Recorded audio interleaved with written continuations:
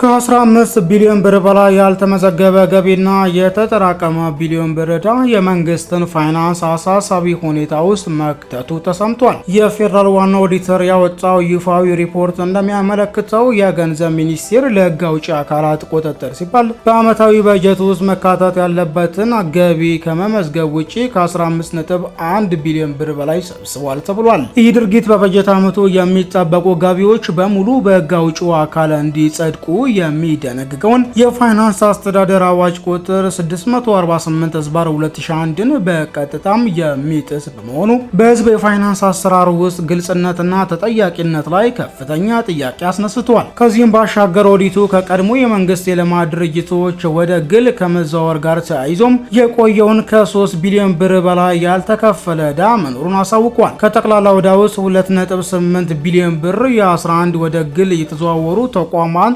ተከፈለም የሽያጭ ቀሪ ሲሆን 5 ተቋማት ከ10 ዓመት በላይ የዘለቀ ዕዳ በመያዝ የፋይናንስ አያያዝ ችግሩን ምን ያህል ስር የሰደደ መሆኑን ያመለክታሉ ተብሏል። ሌሎች የገንዘብ ስጋቶች ሪፖርት የተደረጉ ሲሆን ከ5 እስከ 10 ዓመት እያዘገዩ 2.35 ቢሊዮን ብር ክፍያዎችና ከጊነስ ኦቨርሲስ ኦልዲስ 7.1 ሚሊዮን ብር ያልተከፈለም የትርፍ ድርሻ ይገኙበታል። ሪፖርቱ በ29 የበጀት ተቋማት ላይ ከ6.3 ሚሊዮን ብር በላይ የገንዘብ እጥረት መታየቱንና በተለይም በአዲስ አበባ ኤርፖርት የጉምሩክ ቅርንጫፍ እጥረቱ 10 እጥፍ ማደጉን ተጠቅሷል።